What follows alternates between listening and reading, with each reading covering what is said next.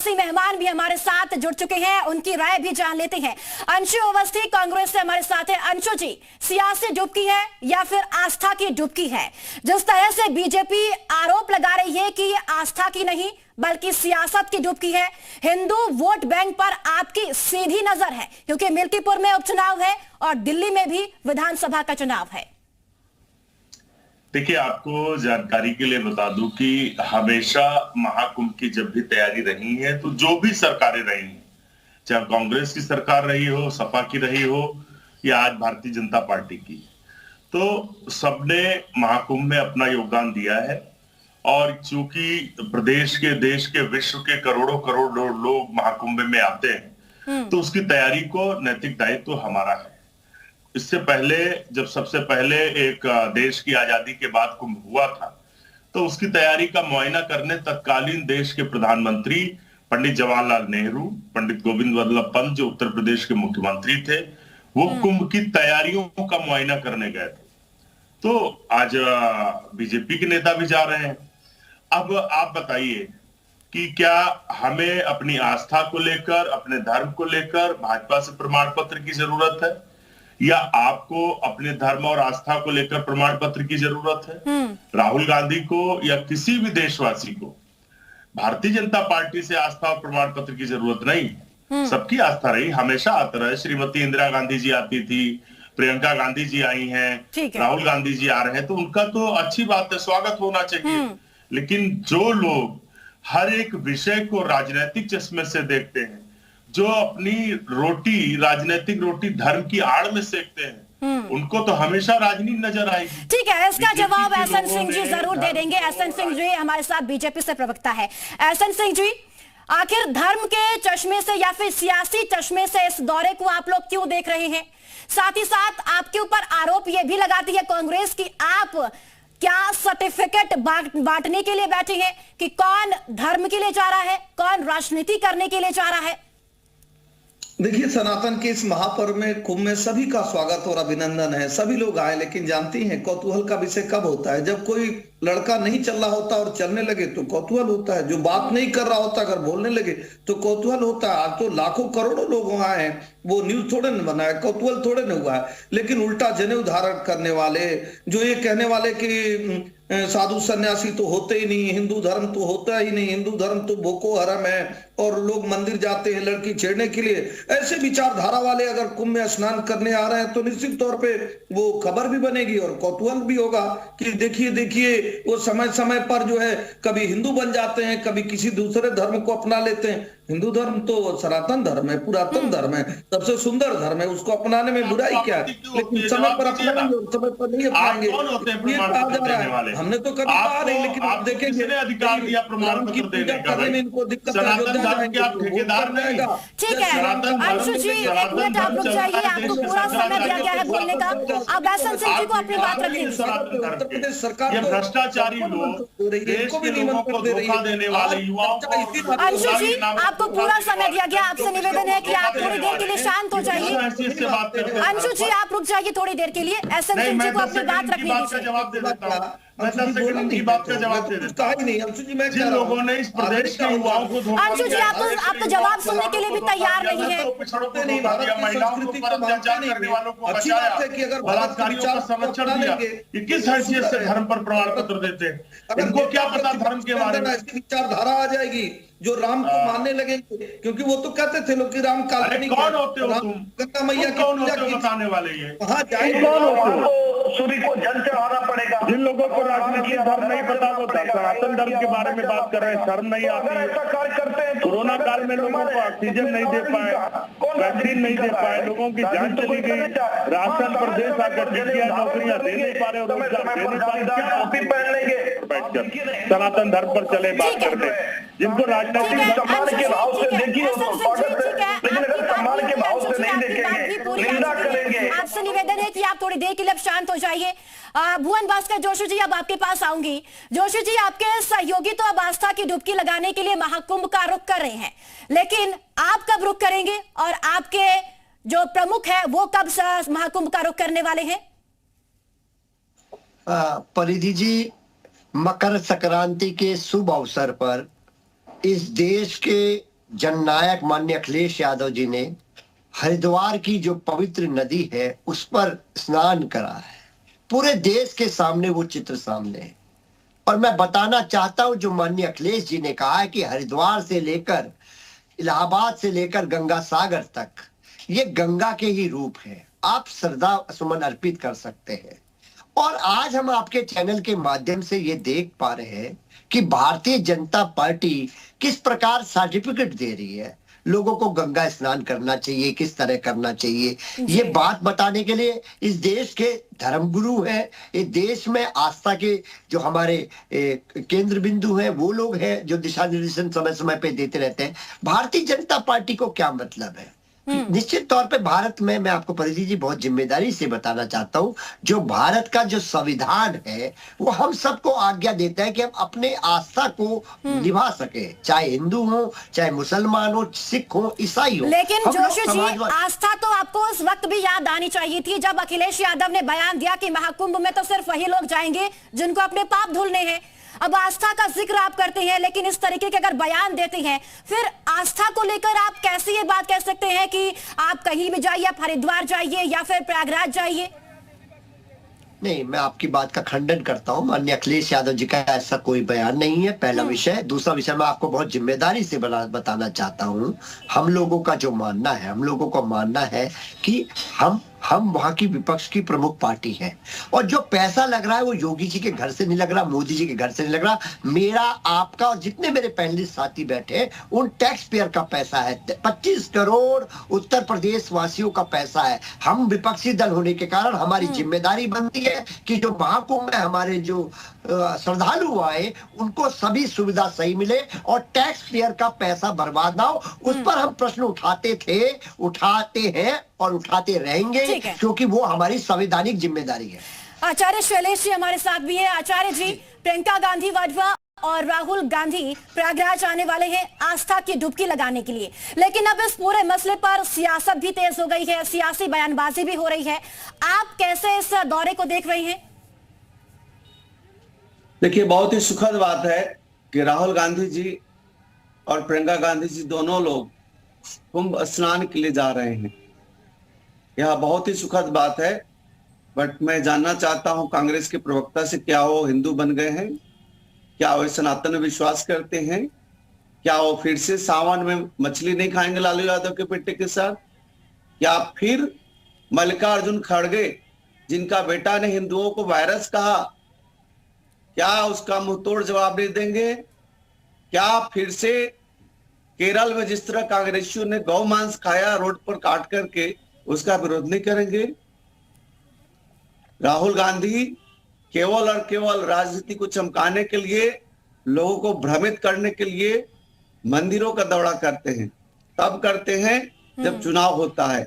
आज कुंभ का दौरा इसलिए कर रहे हैं कि चुनाव है, दिल्ली में चुनाव है और उनको लगता है कि इस प्रकार से कांग्रेस मेरा सवाल है परिधि मेरा सवाल है अंशु अवस्थी से जी। अंशु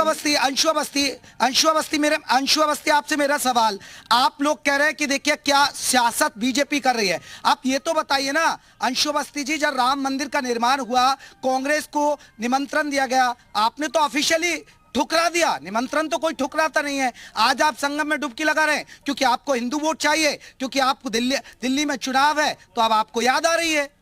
अंशु जी जवाब देंगे आप इस पर? ये सज्जन कौन बोल रहे हैं? हमारे सहयोगी है अंशु अवस्थी, जयप्रकाश शर्मा हमारे ही सहयोगी है। अंशु अवस्थी, मैं जयप्रकाश शर्मा एंकर बात कर रहा हूँ आपसे।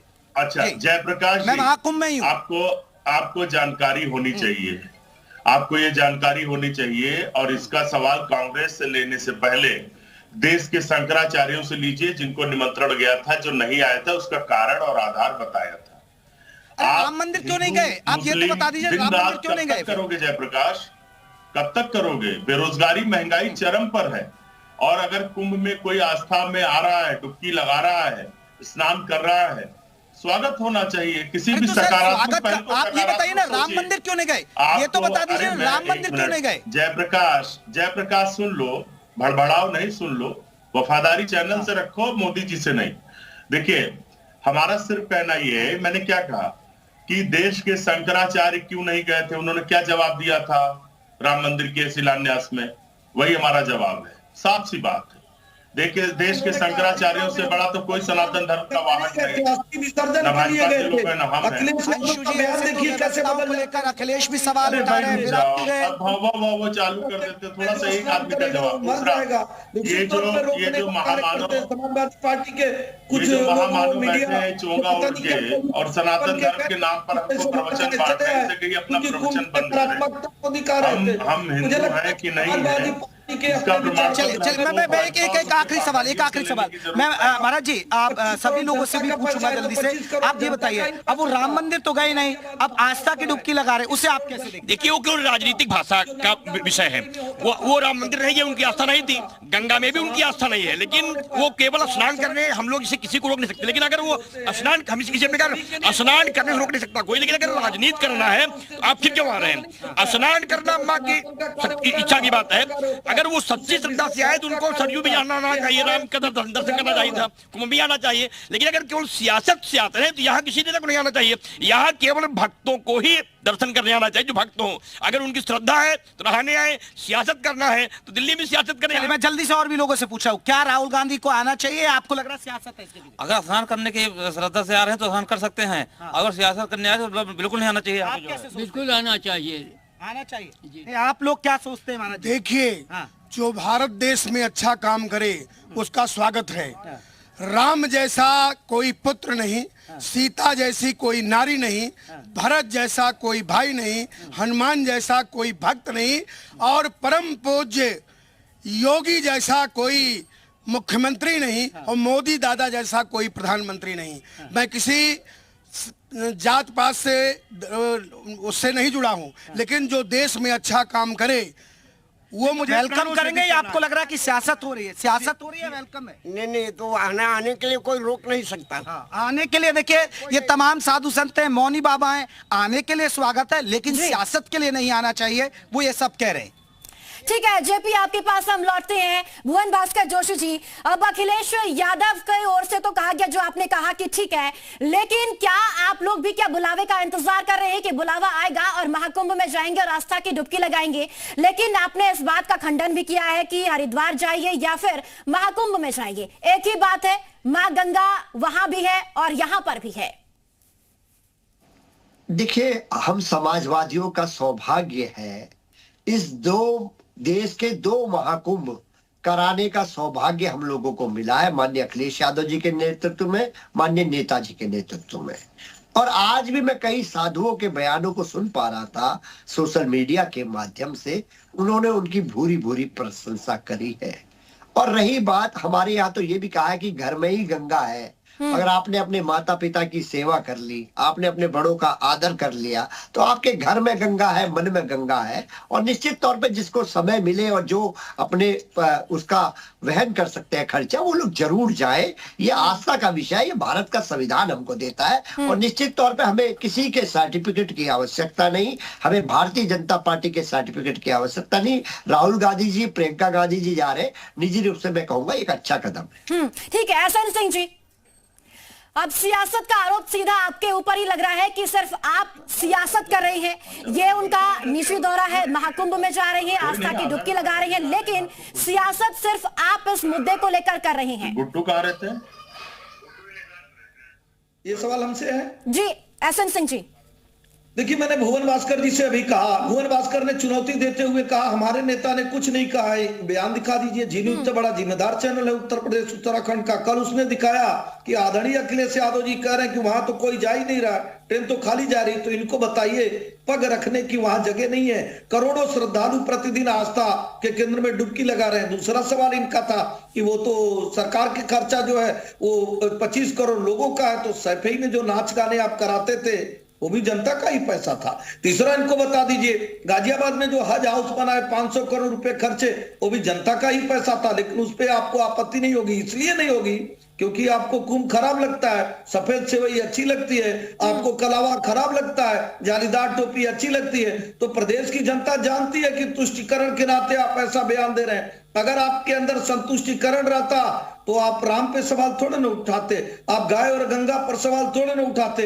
लेकिन बार बार आप कहते हैं कि भारतीय जनता पार्टी, अरे भाई भारतीय जनता पार्टी नहीं, भारत के लोगों के आत्मा में राम कृष्ण बसते हैं। आपको राम कृष्ण का नाम लेने से आपकी सरकारें हिल जाती थी, गिर जाती थी। इस नाते कोई अंकर सवाल पूछेगा, भारतीय जनता पार्टी सवाल पूछेगी, क्यों ऐसा होता है? ये तो देश जो है सनातनियों का है, ये तो देश सबको वसुधा को कुटुंब मानने वालों का है। क्यों आप एक आंख से देखते हैं? ठीक है एहसन सिंह जी, ठीक है, आपकी बात आ गई। आचार्य शैलेश जी, देखिए अब लगातार सियासत तो हो रही है राहुल गांधी और प्रियंका गांधी के दौरे को लेकर, लेकिन कहीं ना कहीं अब जिस तरीके से सनातन को लेकर जो बयान कांग्रेस पार्टी के कई नेताओं के सामने भी आते हैं, कभी सनातन को डेंगू कहा जाता है, कभी मलेरिया कहा जाता है, कभी कुछ कहा जाता है, तो ऐसे में कहीं ना कहीं सवाल उठना तो लाजमी है इस समय कि आस्था की डुबकी है या फिर सियासी। धर्मगुरु किस तरीके से इस पूरे दौरे को देख रहे हैं? देखिए, सबसे पहले तो मैं बता दूं आपको कि इस टीवी चैनल पर जो कांग्रेस के प्रवक्ता बैठे हुए हैं, वह व्यक्ति की कितनी बदतमीजी है कि सभी व्यक्तियों के साथ किस तरह का यह व्यक्ति व्यवहार कर रहा है। इससे कांग्रेस पार्टी का चाल चरित्र और चेहरा नजर आता है कि यह साधु संतों के साथ भी कैसे व्यवहार ये लोग करते हैं। कांग्रेस पार्टी शुरू से ही सनातन विरोधी रही है, हिंदू विरोधी रही है, और कांग्रेस पार्टी जब जब चुनाव आया है तो लोगों को भ्रमित करके मंदिर जाकर के अभिषेक करके अपने आप को सिद्ध करना चाहती है कि हम लोग सनातन के पक्षधर हैं। जबकि मल्लिकार्जुन खड़गे के बेटा ने जिस प्रकार से हिंदू धर्म का अपमान किया, उस पर राहुल गांधी ने किसी भी तरह का कोई एक्शन नहीं लिया। चलिए ठीक है आचार्य जी, बहुत शुक्रिया आप सभी का।